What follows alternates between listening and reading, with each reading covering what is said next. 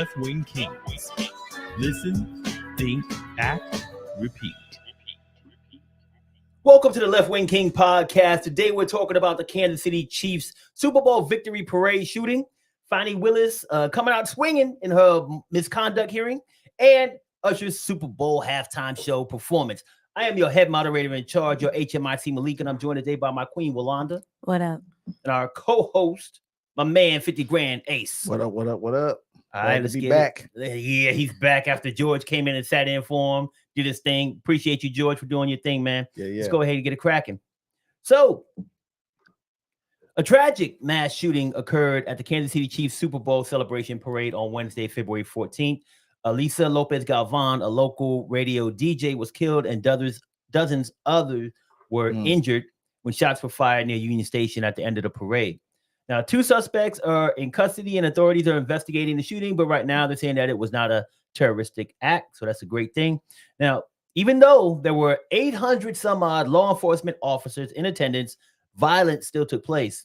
So, Ace, is public safety still a thing? Is there any place that's safe? Nope. There's nowhere that is safe, man. I mean, we're just in a culture now that it's okay to kill, and it's it's funny, man. I was looking at I don't know if you remember when they had the Texas sniper back in the 60s, and they were saying how he kind of started off this trend, and he invented the point where people now know that, all right, if I go do something public, like kill people or do a mass shooting, I'll get some fame behind that. You know what I'm saying? So no, there's no one safe. There's nowhere safe right now, and it's funny because I don't know how, well, it's not funny, but it's like the only way you kind of can make this safer is getting some kind of control of the guns, where people just can't buy guns the way they do. And I don't see why Congress doesn't see that. So no, we don't have anywhere that's safe anymore. Right. When you said gun safety policies save lives, period.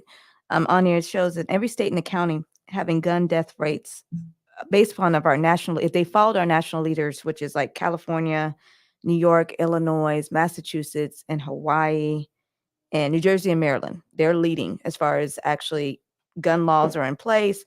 And so obviously they have less gun deaths. If we followed them, we would save 298,000 lives in the next decade. Wow. If we tapped into what they are doing crazy in those states. So listen up, country. Just know that there is still hope, but we got to get on board. Yep. So definitely. So no place is safe because we don't have laws to keep us safe. Yeah. So we just avoid what could.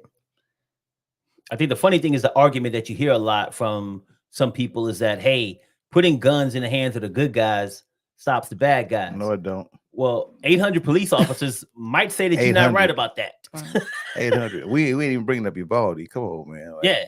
No, there's not anybody out there that's saying, hey, man, the cops got guns, so these people don't care about that. They're just going out and causing havoc as fast as they can. And if we don't pass any, get any gun reform going on here, that's what it's going to be. It's only going to get worse because people now are looking at it as, I want to make a name for myself. I'm going to go out and shoot these people, and I'm going to become famous. The only way you stop that is not allowing them to have a gun. Yeah. That's basically it. Yeah. So there was a lot of people out there when this happened, man. A lot of people who saw this, a lot of people who were injured. How could this impact the mental health of the survivors, the witnesses, and the players on the Chiefs? Right. Well, it says obviously any type of trauma is going to have some type of impact on your mental health. So you're looking at PTSD, anxiety disorders, all type of cognition and behavior. You need intervention. So now they need help in dealing with something like that. Again, anytime that you have seen or witnessed some type of traumatic experience, it impacts you. And so now you're looking at, now I got to go through therapy to, help me get back out of the house. So now I think some of these people, they may not want to go out where there's a large amount of people. People can't sleep. And I just have a multitude of things that actually impact you after seeing some type of, trauma in their lives, especially death. When you see somebody die, they said it really has some type of impact on who you are and who you're going to become in the future and how you actually start living your life, or you detract from that. So kind of become inclusive. Yeah. Yeah, I mean, that's just trauma, man. When you go through that, and my question is, are we getting to the point where we're just getting numb to the whole situation? You know what I'm saying? Like it's, one going through it, just the incidents that I've been through in my life, and I'm not saying I've been through any, but just being at a club and going through a shooting, and somebody just shooting a gun, that just puts you through something. But now you're talking about just, mass injuries and seeing that, and just the simple threat that you might have got shot. Yeah, man, it's gonna mess you up. The Chiefs, I mean, I don't know. I mean, I know as an organization, they don't feel good. I just don't get it why when people win the championship, we got to go ham. You know what I'm saying? Like, it's just like people got to start shooting or even looting or breaking up stuff. I just don't get why that comes with championships, but yeah, it's big trauma out there, man. I don't think you recover from that. And I think what you said is so true, man. It's a different perspective. Like, we're on the outside looking in, so we probably become numb to it. But when you're there and the bullets is whizzing by, it's a whole different world. It impacts you totally in a different way. And I know you've been in situations where somebody got shot. You was in a restaurant. Yeah. You know what I'm saying? And somebody died right there. And it's crazy because there was a guy on CNN who was talking about the fact that he pointed out one of the dudes that got tackled, right? And he said that he saw a group of people that had got shot, and one of them, the jaw was missing. Wow. I ain't seen no shit like that in my life. Not up front. And I'm pretty sure that this man is going to be impacted by that for the rest of his life. He might have bad dreams, whatever the case may be. This is real, like, in your face shit. It ain't something that you see on TV that happened to somebody else, man. So these people are going to need some help. And even the Chief players, I think, to a perspective, it depends on the person, right? Everybody's different. Some of the Chief players might like be, I don't give a fuck about this shit. It's stupid. But some of them might not feel good about going out in large crowds again. There was thousands of people there. And you're not in control of what happens. If there's 800 police officers there and motherfuckers still got guns in and they shooting at each other, how do you feel about the next football game you go to play in? How you feel about the next appearance you go make somewhere where there's a bunch of people there to see you and sign autographs? How you feel if you Patrick Mahomes and you going, there's no telling how it might impact them. Might not impact them at all. I don't know. But I'm pretty sure the Chiefs got like all kinds of like resources, and they probably got psychiatrists and shit at the ready for their players to be ready to talk to them if they need help and things like that. But what about the other 1,000 people that was out there at the event? Right. What about them? And you got to know, like, even Taylor Swift, again, has nothing to do with the organization itself, gave money to the family because she felt some kind of way. So it's going to influence people to do something. You're going to have some type of a feeling in regards to the event itself. And again, she has nothing to do actually with the Chiefs in itself. She's just the girlfriend of one of the players. And look at her trying to help out a family that's in need due to this unfortunate circumstance. Well, it's just crazy that people like end of the day, people just want to go out and celebrate Kansas City winning the Super Bowl, having a good time. And we have individuals in this country right now that want to pick those times to cause the most pain, for whatever political agenda you got, for whatever's going on, for whatever point you're trying to make. That's just crazy, man. I just don't get the fact that, where as a country have we grown to the point to that's something that people want to do, and now we have people in fear of just going to have a good time, Yeah. Like every championship win, celebration, we're sitting by like, what's going to happen now? Right. Do we ban those overall? Or do we not now? have celebrations? You know what I'm saying? Or it's even like the guy that was in Vegas and started shooting people. Do we shut down the strip now because everybody who's a coward and got a problem or been hurt in the world decides to go buy an AR-15 and go shoot people? And Congress is stupid enough not to ban them or make it illegal to sell them. You know what I'm saying? I don't think you stop that because there's illegal ways to do that. But at least if the country gave a damn and put some laws out there, we could deter maybe some people. You know what I'm saying? Because I mean, end of the day, if you're a killer and you're just trying to do that stuff, you're gonna find it. If there's a will, there's a way. You know what I'm saying? But come on, man, we got to do something, man. I mean, shooting up schools, shooting up Super Bowl events. It's gun violence, and we want to play a blind eye to that. That's crazy. Well, Peter on YouTube said, and Peter, what's going on? Peter from the UK always representing. Peter from the UK got our back. So he said, we in the UK are no exception. Years ago, just 20 miles from me, had a chap called Michael Ryan who went on a shooting spree with a handgun. It was this and a few others that actually changed gun laws for them. Yeah, and And they then already had tough gun laws, and Yeah. they changed their gun laws. So From one individual. That's what I'm saying. Like, we have multiple incidences, and we still sitting here talking about the same thing day after day, week after week. yeah, So- I know you didn't look it up, Wanda, but I'm pretty sure the numbers of just gun violence we had for the years Yeah. astronomical. I know that, but yeah, shout out to Pete, because I know it's probably about 3:30 in the morning or something. He over always there, hanging with and us. Pete's always hanging out with us. So man, appreciate you shooting us out from the UK, man, because you could be getting some sleep right now. So No doubt. I don't. So we talking about No, guns and gun violence and all of this, and yeah, there's laws that we need, and I'm gonna get into that in a minute. But a bigger question is, like, we wouldn't need gun laws if guns weren't always the first damn thing we go to. So why do people always go to guns first when they upset? I already told you. I think it's dominance and control. Because if I have a gun, even me being, look how small I am. Me and Adrian, if I have a gun, I'm winning. You know what I mean? Like, it's just control and dominance. Small. I was like, You are. Adrian might win, what's in that Aquafina bottle over there? You know what I mean? Like, that'll make me feel extra. Like, now I'm the hope because I have this weapon here that, if he doesn't have one, of course, then I'm gonna win on this fight. So to me, it's just I don't know, a machismo, I guess best to say. So that could be like a cultural norm, see, who's the bigger guy? I got the bigger gun, and I win. Well, we're in America. Now let's be real. Like we're in America, and we're from a gun culture. I mean, the West was all about a gun culture. They said Sam Colt made every man equal when he invented the Colt 45. Plain and simple. I mean, that's just what it is. So Americans resolve their quarrels in violence and with gunplay. I mean, it's just what it is. Guns written in our Constitution. We can all have guns, and that's everybody's defense. Well, that's a constitutional right.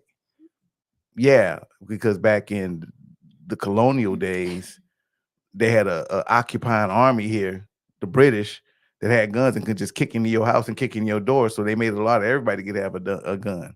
But that's an old law. Like you said, we got people here that are able to protect us. Have the guns to do that. Right. But and I own guns, so I'm not saying that we shouldn't own guns completely. Right. But I mean, it should be harder to get a gun than it is a driver's license. You know what I'm saying?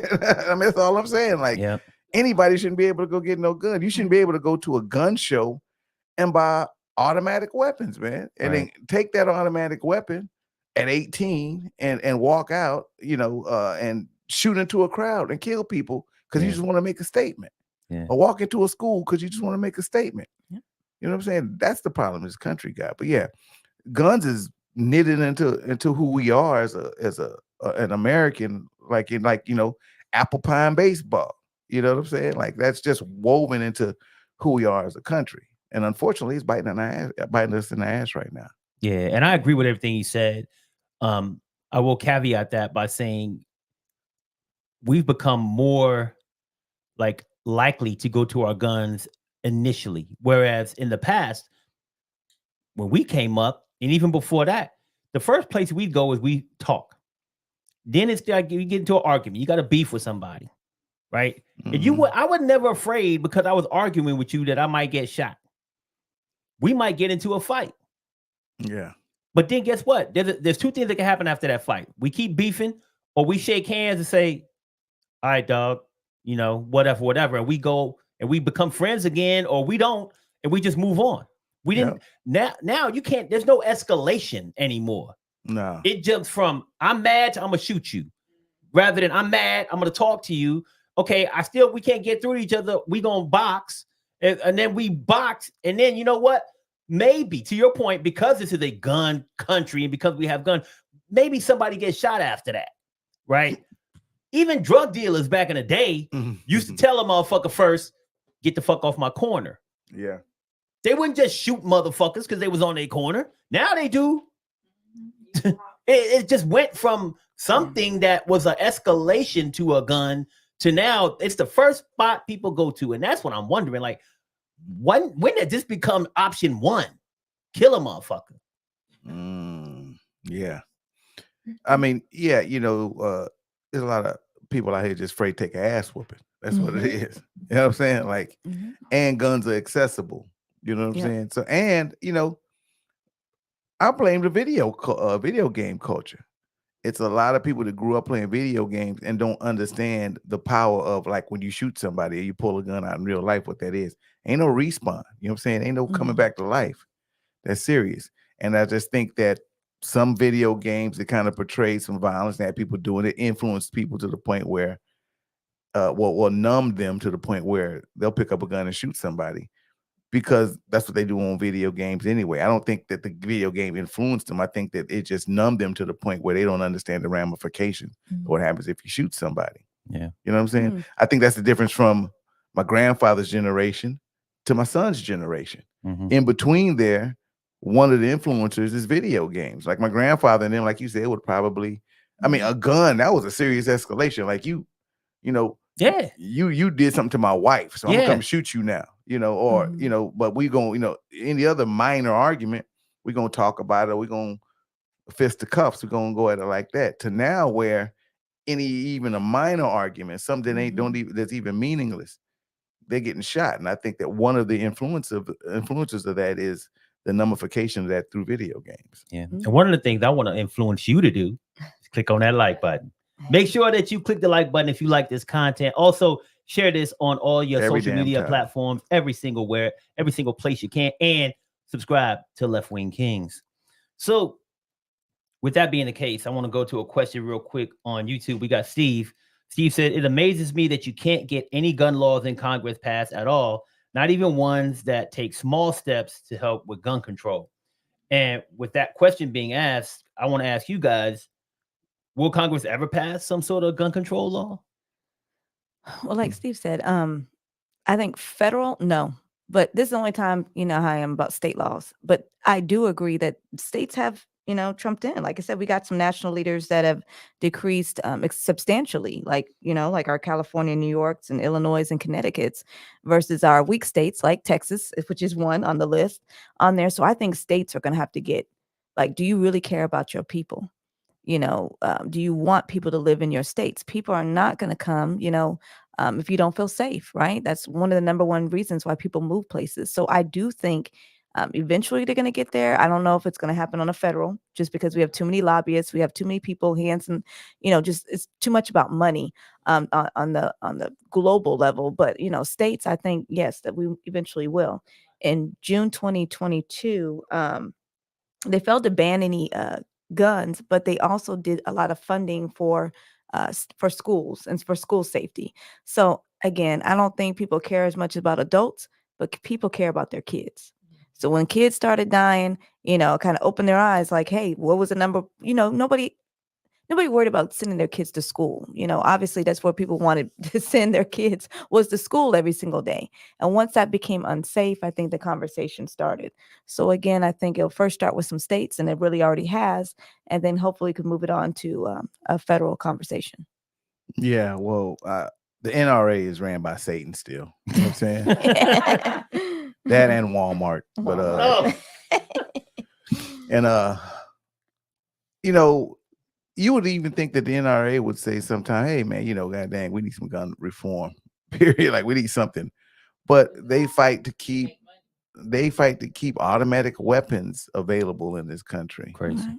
You know, after everything we go, there's some NRA lobbyists out there pushing on Congress to fight against gun reform. After everything, I mean, man, after everything we went through with guns in the last 20 years, I'm not going to talk about, you know, come on, man. They still got some jerk that's in Washington, you know, shoving money down some congressman's face, Ted Cruz, and trying to keep that bill alive, man. And it's like, what has to happen in this country to the point where, I don't know, to the point where we decide that we need to do something about gun reform, some form. Nobody's saying that you got to redo the amendment, constitutional amendment. Nobody's saying that people don't need to own guns, but we need better laws. We all can agree on that. Like, okay, people are walking into schools and shooting, bro. We probably need to do something about that. So what should new gun control law, what should it look like? I would say first, strengthening background checks.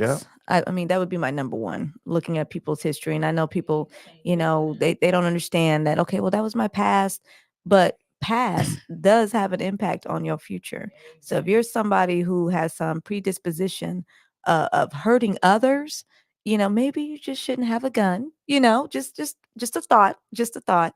And like you said, it's easier for us to get our driver's license, or harder for us to get our driver's license than a gun itself. So we got to at least start there on the background checks, at least. Look, I own an AR-15, but I own an AR-15 because I don't know who else owns an AR-15. You know what I'm saying?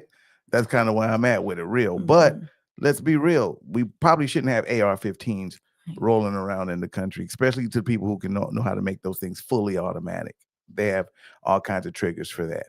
So they really need to clamp down on what kind of guns that can be sold. Like it's a difference between if you're a hunter and you're buying hunting rifles for that sport, and if you own an AR-15, because what are AR-15s for? They're assault rifles. They're made to kill people. Right. That's what they're made for. You know what I'm saying? So, like, that's something that they need to do also. They need to ban, you know, the sale of semi-automatic weapons. And they got to get a control of that getting into this country. And they might need to stop letting people who are gun enthusiasts that want to go to gun shows be able to sell these across the table to anybody without a background check, without being, you know, people a certain age. Look at, if you're 18 years old, you have no reason to have an AR-15 in your hand. You don't need a damn 22 in your hand, much less an AR-15. You know what I'm saying? So it's a lot of things that they can do that are just common sense laws that they can put in place that can save people's lives. Yeah. Agree. Well, I'm guessing that Trump's lawyers who were questioning Fani Willis wish they had an AR-15 and they had at their disposal, because she went ham on them fools. Okay. So, fighting Fani is bringing a drama to her misconduct hearings in the Georgia election interference case against Donald Trump. Fani Willis is being challenged by Trump's lawyers, who claim that she had an improper relationship with Special Prosecutor Nathan Wade, who was appointed to assist Fani during Trump's investigation. So, Walanda, how did Fani handle the attacks against her character? Wow, she came out, like you said, swinging. And you know what? She took it to like being who she was. So she acted like the prosecutor. I said, "This she on, ma'am? Do you know where you're on the opposite end? You're not the prosecutor." She acted like a prosecutor. She argued with the defense attorneys. She was talking crazy to the judge, also letting him know that you're wrong and let me tell you why, and spitting facts to him.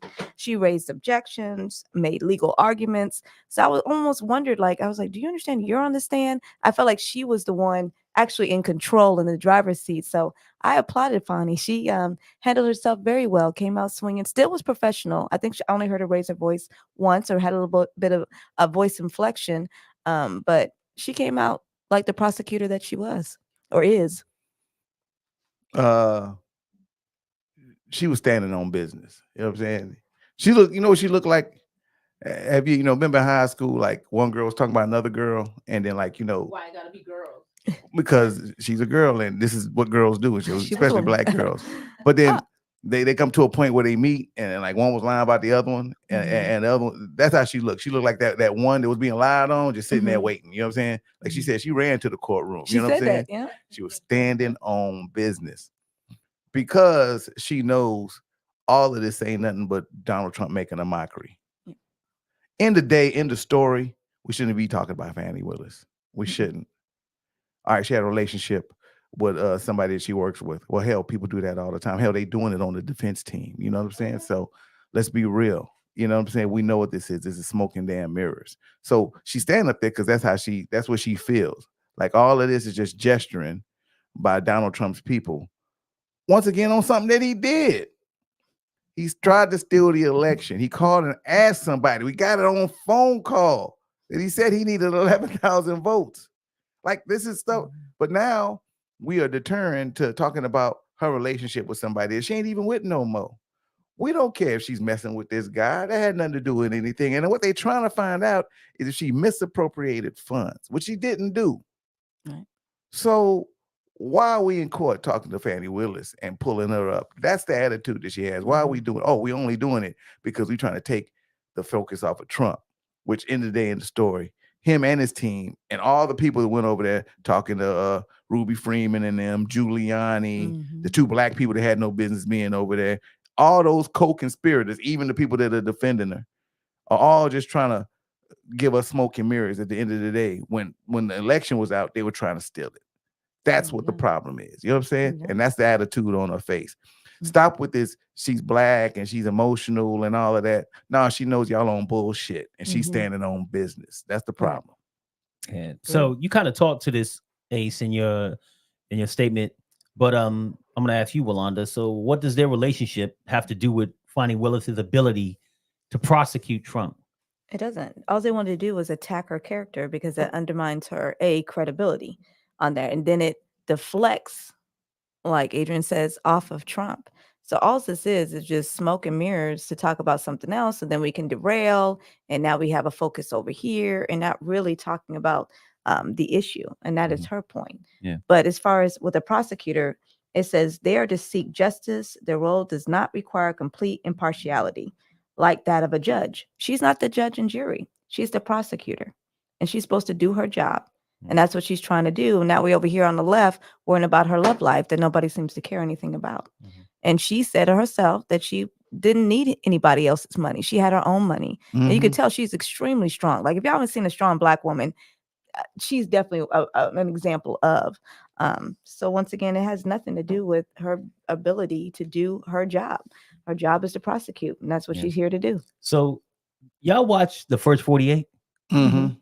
What are some of the things that they always worried about with their witnesses or a person involved in the trial? Is when they bring in somebody else who's a felon to be like a witness against the person they're trying to prosecute, they're like, well, we got to worry about the fact that they're a criminal and they do criminal things. So who's gonna, are they lying? Do we trust a criminal to be on our side to talk about, you know, what this person did? And I think that's where they're going with Fani. Her credibility, because you brought up a good point. People date people at work, but you ain't supposed to date somebody who's working for you. If there's somebody under you at your job and you dating them, that kind of looks at you like you don't have good ethics and morals, because you're not supposed to be dating your subordinates at work. Now, do people still do it?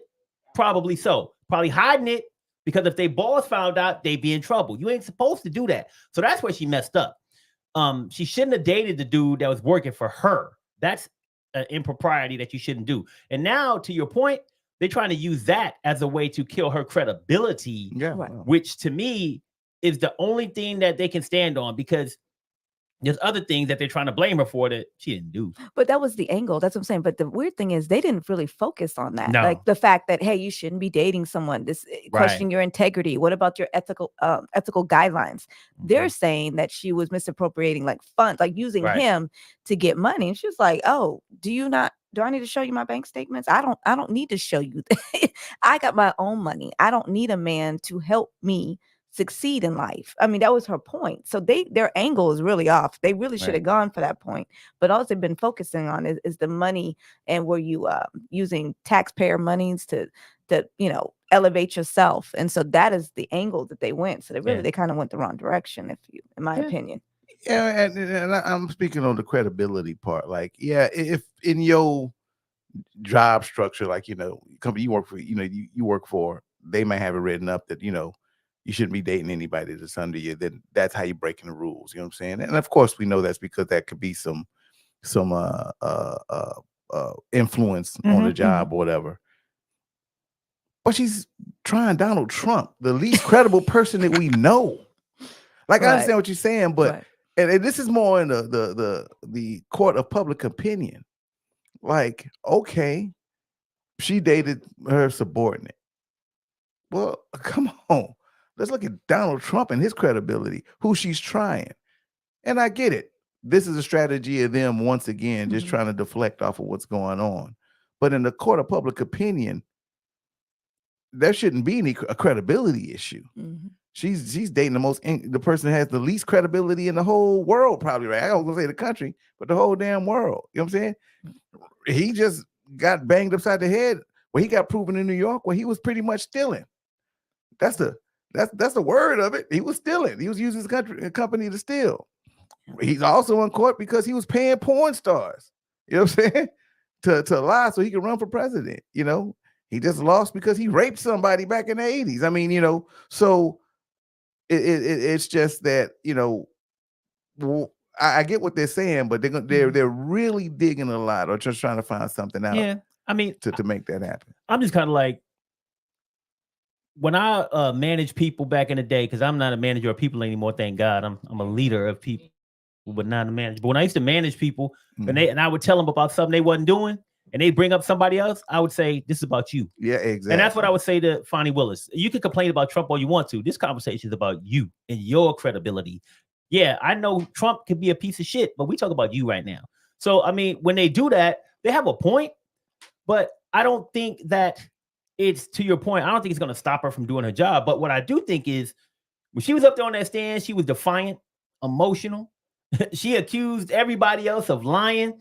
She gave the picture of angry black woman to everybody who wanted to say that about her. Right now, she was also said that she's not on trial, which is true, and the focus should be on Trump and not her. Mm-hmm. So, do you think that these personal attacks, you know, she mad now? You can tell she mad. She's taking this personal. Do you think it's gonna impact? Like, because people are saying now she really needs to be. They're really saying like now they should pull her off because this is personal to her now because of all of this. What do you think? Again, she doesn't have to be impartial. She's not the judge. And I don't want to confuse passion and anger.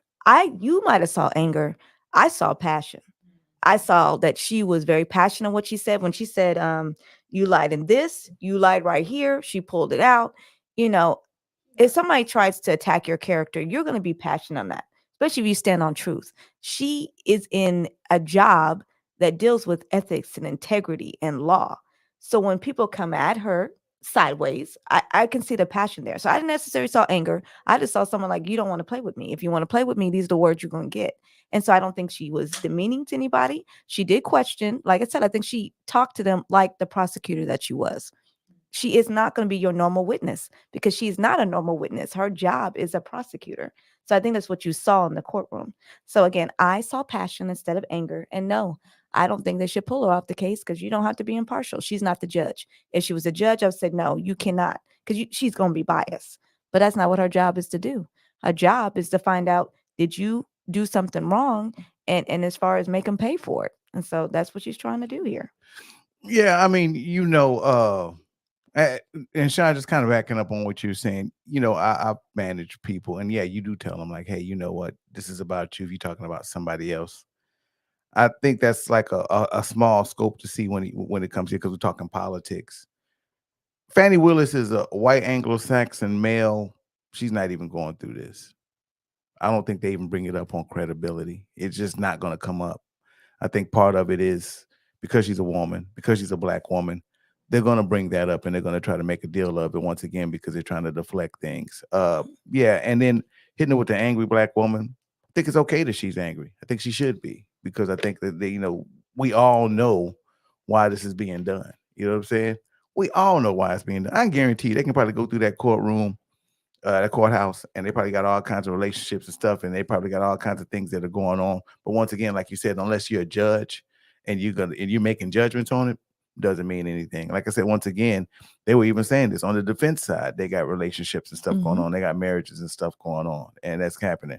And when you say subordinate in hiring, I think she hired him as a special counsel. All right. So it's not like he just directly works for her. She hired him as a special counsel. And I want to say whatever relationship they had going on was after before, you know, or whatever the case may be. But I don't think it had any decision making when it came to her even appointing him on that. Like I said, once again, it's all smoke and mirrors. It's all bullshit. So Steve said something very similar. He said, think about it. He doesn't directly work under her, does he? Isn't he a special prosecutor? I thought that they brought him in because of his experience, which is something different. So she's in charge of the case. She hired him. He's working on the case. He works for her. He's reporting to her. He's bringing her the information that he's finding. He works for her. So if I hire somebody, who they work for? Yeah. Okay. I don't care what your title is. You working on a case that I'm in charge of. You work for me. It's still improper. Like, Oh no, I agree. I don't. Again, I don't agree with her dating somebody that she's Yeah. working with. Okay, that's a whole separate issue from what they are trying to say is why she hired him. So when you're talking about the money situation and using taxpayer money again to elevate herself, that is what is actually on trial. They Mhm. are not talking about the inappropriate relationship she may have had before, after, during, don't have it anymore. So that's why she's like, this is irrelevant. That's not what you're Mhm. asking me. Why do you care? Like, Well, how does that influence the case though on his hiring? I mean, like what is his hiring? Even if they messing around or whatever the case. I don't think it does. That's what I'm saying. that's her point. It doesn't. Yeah. That is the whole point of the trial, Exactly. you know. So again, I saw passion there. I just think they're trying. It doesn't impact the case. It doesn't impact her No. ability. But what's Public happening opinion is what they're trying integrity. to do. it's right. It's ethics. It's like, okay, so if you're doing this, what else are you doing? Are you like, is this like a whole sham that you're trying to do to get this? Our guy, he calls it a witch hunt. He's calling it all this stuff. Like, what else are you doing wrong? That's what they're trying to say. Now, they did not prove their point. Like you said, they're supposed to be talking about money. They ain't proved none of that. But on the side, they trying to create a perception that she is unethical because of her relationship, They're trying to, which is the only thing that they could probably do that I would say they might have a leg to stand on, maybe. But will it impact her ability to do a job? Nah. But it also won't impact your ability to hit that like button. I need you to hit it. He set himself up. I need you to hit that like button, share this video, make sure that you subscribe to Left-Wing Kingz. All right. So with that being the case, I mean, we're all talking about like they're doing all these different things. Are Trump's lawyers trying to just, are they worried about the relationship being improper, or are they just trying to make Fani Willis look bad? Yeah, they're trying to make her look bad in the court of public opinion. I mean, that's what they're going for. You know what I'm saying? Like you said, you know, witch hunt. And when he says witch hunt, witch hunt is when people are just saying, making up things where they ain't got no proof. They got proof everywhere on this guy. Like the bad part about it, they got proof. You gave them the proof. Like you did it. Like you said it. Like your fingerprints all over everything. Like you went and said this. You know what I'm saying? Hey man, let me find 11,000 votes. That's your voice on the phone doing that. No AI. Don't get on none of that. That's him. You know what I'm saying? You know what I'm saying? So yeah. So I think with them, once again, it's just another charade or something in the bigger picture that we're playing this game. And that's the frustration that you're kind of seeing with a Fani Willis. They're trying to turn in the Georgia case into a goddamn Tubi movie. You know what I'm saying? Like, wow. You know, and it's just, that's where frustration is, Right. man. You know what I'm saying? So, you know, they're going for the court of public opinion, man, trying to make her look bad there. And that's why I'm saying, if that's where we're at with it, what is she going up against? Yeah. We're talking ethics. You're gonna have an ethics argument With and you're defending Trump. You know what I'm saying? Like that's exactly what I'm saying. Like, don't come with an ethics argument. Like, you know, you can talk about the money. Hey, you may even be able to kind of, you know, backdoor your way on some kind of ethics when it comes to being a lawyer. Right. But don't try to bring it to the court of public opinion, because you defending one dude that has no fucking ethics. I agree. I agree. And again, it's just, they are trying to buy time. We gotta understand, we're in February, y'all.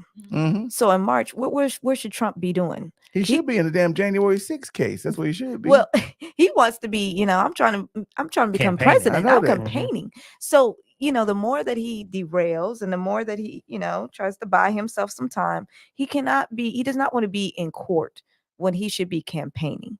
So that's what all this is about. Just, I got to buy more time, because I can't be in court dealing with these type of situations and then campaigning, telling me I want to be the leader of the free world. So it's just about time, distraction. You know, a precedent this was saying, and I was talking about it this morning. All right, if you were a felon, you get caught with a felony, you can't vote, right? Now, why wouldn't, if I'm a felon, why wouldn't I just start running for president? What happens if I win? That's what our law says. That's what's going to happen. If I win, I'll just pardon myself. I mean, it's far-fetched, but isn't this setting that up pretty much? You know what I'm saying? And all these smoke for the federal stuff, but not the state stuff. I'm just saying, technically. But I'm just saying, like, it's just crazy that it's almost like the ball's on this guy. You know what I'm saying? Like, I'm going to run for president and I'm going to stall stuff out, including this Fani Willis case, to the point where I'll have enough time to run for president, and if I win president, then all I'm this going goes to, away. it all goes away. And somebody told him that, he ain't the brightest. Somebody's like, hey, His whole team let you told know him about that. the law. Yeah, because that's their job, is to give him feed him the law. Like, what can I do to get myself out of this? He is running for president, not for us, not to save the country, not because he loves us. He loves himself, and he's trying to save himself. Mhm. And this is probably the best way he could do it. Yeah, but one of Become the people that president. they don't love, it seems like, is black women, because they trying to talk all Oh, type of smack about Fani Willis, and a lot of the things that you guys are saying, Mhm. and that I agree with you on, is that it's partially because she's black. So is accusing black women in power of being salacious really still a thing in 2024? I think women in general, but you know, Well, 1619, that book has a whole chapter on that. mhm, How the black woman's attacked. I mean, it's still a thing. And that's what we're seeing. It's still a thing. They went after Michelle Obama mhm. because she had her arms out. They don't want to see me. You know what I'm saying? They're going after Fani Willis. Right. That you were pink. They tried to go after Letitia, but Letitia ate them up in New York. You know what I'm Mhm. saying? So it's just, yeah.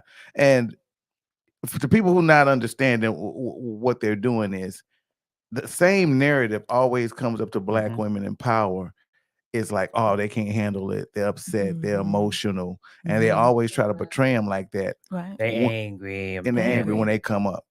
And it's Mhm. okay. They can be angry. Just like Mhm. anybody else can be angry. Or to the point about being salacious, they try to use their sexuality They Yeah. can't help against how the they're white man shaped. and the black man.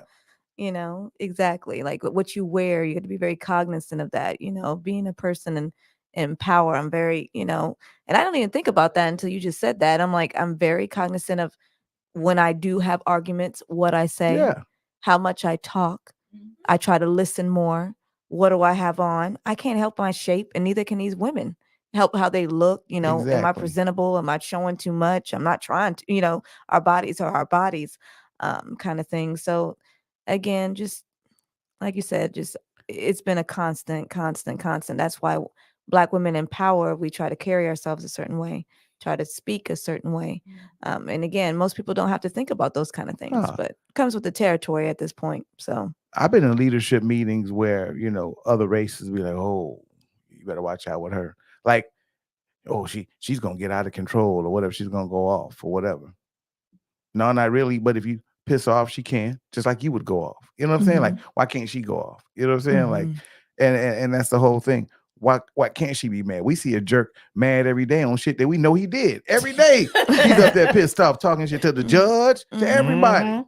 You know And what I'm it's saying? okay. And it's okay. Yeah. Right. She mad because y'all in her business. Let's be real. Nobody wants that. You are in her business and she don't like it. So of course she's gonna be angry about that. But don't try to portray it and then roll it. And I hear the people on TV, the damn reporters trying to talk towards that. Like, be quiet. Yeah. You'd be mad too. Mhm. You know what I'm saying? So yeah, it's definitely a thing. And the sexual thing, yeah. 1619 talks about that too. How black women were perceived to be promiscuous and loose. And it's okay to the time that white men were just justifying the reasons for raping them. Mhm. And they still do that in court now. Yeah. You know what I'm saying? So yeah, it's still a real thing in 2023, unfortunately. 24, I'm sorry. 24. I'm sorry. So let me Yeah. ask you this: is she going to be removed? Did Trump's lawyers prove that they should be disqualifying her based on the money or anything else, or is she still going to stay on the case? They didn't prove a damn thing in court. So it should be no, but this is America. You know that. Come on. I mean, I could talk about a lot of cases we had, Rodney King, like what things that we know. January 6th, what we didn't seen with our eyes, we didn't seen it, even though that case is still going. We can't never be surprised. And unfortunately, as black people, we can't never be surprised on what's going to happen. Too many people in jail right now getting out innocent that probably thought their case was going to be proven. They went to jail. That's the sad part of the game. You know what I'm saying? And that's the legal system for us. Like, hey, you know what?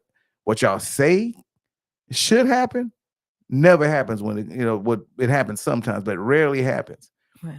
We go into the court thinking anything can happen. We can be right as hell, and y'all try to pull something out and say, "Nah, because of this president, we're going to do this, or the jury just votes the way they are, Mhm. or the judge just makes a call. Now you got to appeal and do all that bullshit. It's all a game. That's why Trump's doing what he's doing, because he knows the cards are stacked in his favor. Right. You know what I'm saying? So Yep, can't even extend anything you said. I definitely agree. I'm not gonna hold my breath. Everybody's saying that the case wasn't proven. You know, that's from every news station, probably even Fox News as well knows better. But you know, this is our justice system, and our justice system sometimes isn't for who knows? us. Yeah. Well, something that was for us was the Super Bowl halftime show. It was for us. Okay. The Apple Music Super Bowl 58 halftime show was headlined by Usher, who delivered a show-stopping performance. It was a star-studded event that featured guests like Alicia Keys, Ludacris, Lil Jon, will.i.am, Jermaine Dupri, and her. So, Ace, where is the Super Bowl halftime show on the best of all time list? Wow. You put that one on me, man. I already put it out there on me that Prince's show was the best ever, so it can't be number one. And I love the Dr. Dre show. I mean, I love what Don't give me a list yet. Just where does it fall on that list? Yeah, I'm gonna say 3. Okay. Okay. Number 3. Say 3. What about I you? said from 1 to 5, I gave it a 4. Okay. Yeah, so I gave it 4th. So But it was good. yeah, it was definitely good. Usher did his thing. So with all those costumes, can anybody up in here tell me what the hell was going on? What was that theme? What was it about? Usher's thing was originally Vegas theme. How can y'all not see that? He had the background performers and the ladies and the feathers, right? When you think of feathers, don't you think of ladies when you've seen a Vegas show? Stop playing. Don't look at me like that. The acrobats, he had the stilt walkers. So that to looked me, like a that's very, circus to me. well, I don't want to I thought it was more Vegas-ish. Yeah, I think he went. I think he went circus-ish. for There the were no Vegas clowns. I thing, think he man. went for Vegas. Hey, when I see a circus with a man on stilts, then I mean a Vegas show with a man walking on Did stilts. you What show? I see that's in circus They and were clowns. parades. But they do parades in Vegas too, babe. Okay, The whatever you feather say. ladies, I felt that's initial, but then it kind of moved something, and I called it glitzy football game costumes. It got more glitzy at the end, so I'm not sure exactly what that was. But he had some people who resembled football gear.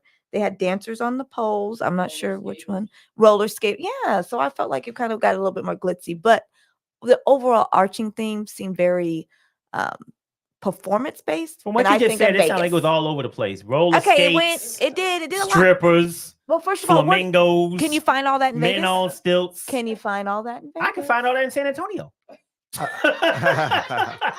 Possibly, but I when I think think of overarching theme was Vegas. That's what I think. Yeah, I think he tried That's to what I think. cram it all in. They tried to cram it all. Right, it was a lot. But I mean, you I know, enjoyed it. You know what I'm yeah. saying? It's just that some people's looking crazy. That's all. I mean, yeah, silly. I don't even want to start. Jermaine Dupri. I didn't even know who the hell he was when he was up there. I was like, You look like who CeeLo is Green that? to me. Like yeah, that's what a lot of people said. And then baby socks, man, I just don't get them. Socks are still. I cannot Like speak. who's rocking the little girl socks? Who's trying to like who's the designer that walked up to him and said, "Hey, dog, I got something speak for to you." the performance dress. Check me out on Boss Baby 3. Hey, I got this Oliver Twist outfit that you can put on with Oliver shorts, Twist. and I got some baby socks that's gonna go with it, man. Hey, man, you gonna kill him? You gonna kill him? No. So how'd that come in with the theme? I Boss said Baby. that he didn't have control Black over Boss Baby. what those artists wore. I don't think he A told lot them of the other artists had on them. What was it? Dodgeball suits he had on. Yeah, I'm just saying. I can't speak for him. He just was an outlier. Black Boss Baby. According to the Super Bowl Performance. NFL says the theme was Kaleido Superscape. Okay, so it wasn't nothing. And Tina just said the theme was Kaleido Superscape. Basically, there wasn't no theme. Kaleidoscope. What Kaleido? Like stars? Like a Let's go with a K kaleidoscope. or a C. It's Let's spelled go with a K. It's a Kaleidoscope. kaleidoscope. That Like ain't, when that ain't. you look through Oh, and it like a turns. kaleidoscope. Yeah, and you Yeah, turn it. that and- ain't. No, there was nothing. Okay, Basically, he now just I'm going admitted with that my he didn't have a Vegas. theme. I'm No, you going- can't change his theme. He said it was Kaleido There's Superscape. no such- Kaleido. There's Is that no a word? such thing. Kaleido? Yeah, it's Kaleidoscope. one Who's now. that in the sentence, dog? Other than that, I'm going to view the kaleidoscope. It's going to show me different colors. Like it just different structures. It's a like it's a little. kaleidoscope. It's a scope. It's a Yeah. mix They of shit. just made some shit up. Basically, man, he just said it was a mix of shit. Just like that's what a kaleidoscope is, a mix of colors. So his show was a mix of shit. Stop it. That's basically what he just said. That's what he just told us. Everybody caught it in that show, man. They got Ludacris looking like the Scarecrow off the Wiz, man. I seen all kinds of shit covered up, man. They got him and Michael Jackson like this next to each other. Man, Luda didn't ask for that, dog. But he looked like it. Yeah, Luda didn't ask for that. Hey, what he putting on his head, dog? I don't know. I like his hair. I'm just saying. Uh, Nigga like 46 nigga with a full afro. Like, what he putting on his head? how you dog? got how you got all that hair? None of it gray, nigga. He got a Yeah, big That's old no, right. he head. coloring. He Huh? dying He because dying. I got some gray, so Yeah, I nigga. know. I mean, his hairline ain't receding or nothing. He just got a head That's full good of hair. hair. Like, I mean, I don't know about the no gray, but I mean, Yeah, he got I mean, I'm just great saying, hair. a big old afro. Yeah. He's still rocking that shit. Mhm. so let me ask you this. Usher did a hell of a medley. I liked it. It was cool. He did a lot of his songs, but there was some kickback on social media saying, man, he did like one line from this song and one from this song. Would you have rather heard a few of his whole songs, or did you like the melody just with snippets of a bunch of his songs? Melody.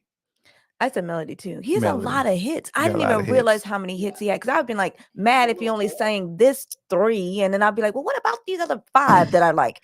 So I like the Yeah, it ain't the a concert, man. you Like, know, it didn't bother He me ain't at all. got 2 He ain't got that much hours, 3 time. hours. Like, But he could have just did a few songs with the time he had. Then I would have been mad because what if he Yeah. didn't pick the song Oh, that I like?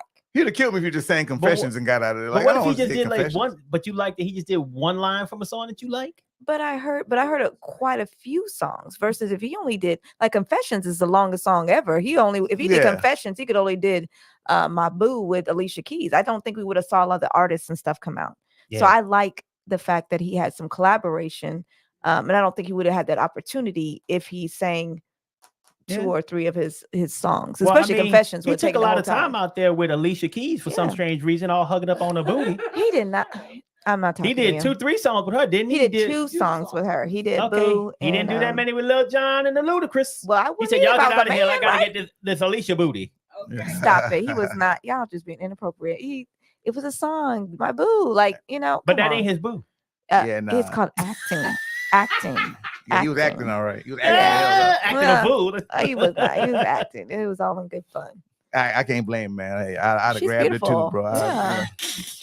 Guess you got an opportunity. You got one like, chance, yeah, bro. you're like, let me get He turned to him and I got one a chance. chance. bro. You know what I'm saying? Hey, they got to do, man. Sorry. And Swiss Beats was cool with it. He said Yeah. that's what you said. I mean, Yeah, this he's is, like, this it's is a job. It's a job. It's a show. It's a performance. Perform, baby. Yeah, He's he out there said, "This my clapping. wife." She coming home with me. Just to let you know. You got Yep. a little hug, but Yep, exactly. that's it. Get your hug and get on, brother. Kiki Palmer had blew up the internet when he went over there, like Usher just knocking him down. Ain't it? You know what I'm Mhm. saying? Oh yeah, Just when Kiki Palmer had some on that was like, that was a lot. don't bring your wife around me. You know what I'm saying? Mm-hmm. True player for For real. real. Yo, What happened Yeah. with Kiki? He sang to her, but she had At the an show, though. outfit, at the show, but her outfit was a little skank.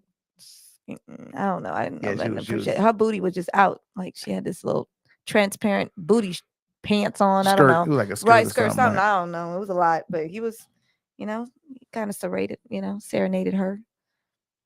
Yeah, man. Mhm. They killing them, dog. They kill them. They Yeah. they getting ate up on the internet, man, on Mhm. that. But I mean, in good fun though. Right. But overall, man, awesome performance, man. Unforgettable. I love the skates. I love that whole deal. Yeah. That's Atlanta. Putting that out there, man. I mean, it's people that appreciate it and it's people that don't appreciate it. Mhm. Like, hey man, it's a lot of years, man. I sat up there and we caught Faith Hill or Garth Brooks or Mhm. whatever, and we rolled with it, but we didn't go to the internet and complain about it. Right, No. exactly. We listened. I'm gonna and- get to that in a and minute. enjoy it. Okay, You know what I'm yeah. saying? So Yeah. But one thing I do want to complain about is anybody who's not clicking that like button. I complain about that all day. So click that like button.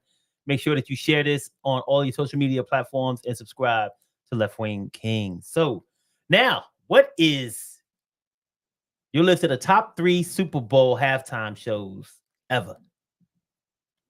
list. From 3 to 1. Or if you want to do more than 3, if you want to do 5 to 1, do 5 to 1. I don't care. Ooh, number 3, like I said, would be the Usher show. Yeah, I mean, I enjoyed it. I enjoy Usher. Probably one of my all-time favorite performers. I love the hits. I love I love the showmanship. I love the fact that he gave us a little Vegas with it. You know what I'm saying? And I love that like it he brought the culture in with it too. Like a lot of things he did was things that took me back in the day and represented who I am. Number two, I love the Dr. Dre thing. I love that hip hop thing. I love that whole thing that when they did it with Snoop and just really put hip hop on the map. I love the stage set, and they bought out Mary J, bought out Eminem. I thought that was dope. Number one, nobody can touch Prince though, man. Amen. Nigga, Prince sang Purple Rain and God drop rain. Now you know what I'm saying? Like his special guest was God. You know what I'm saying? Like really. And come on, man. You can't beat that. The sheet blowing and him playing, man. And come on. Like you just can't top that, man. Like, you know, the level of that. And the rest of the show was brilliant. But when he came out and sang Purple Rain, the whole show was dope. In the purple suit.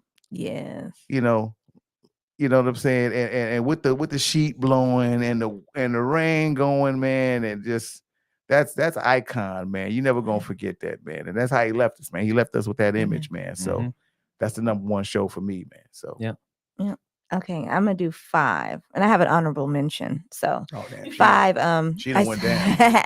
Who's your honorable mention first? Like I went top of head. Like Lana, Lana 3 days ago was on this. Like that. Who's your honorable mention? My honorable mentions was Dr. Dre and Friends. So I definitely, on there. So 5, I said Rihanna. I love the Rihanna show. Rihanna was good. You got to go back and look. I had to go back and look at some of them.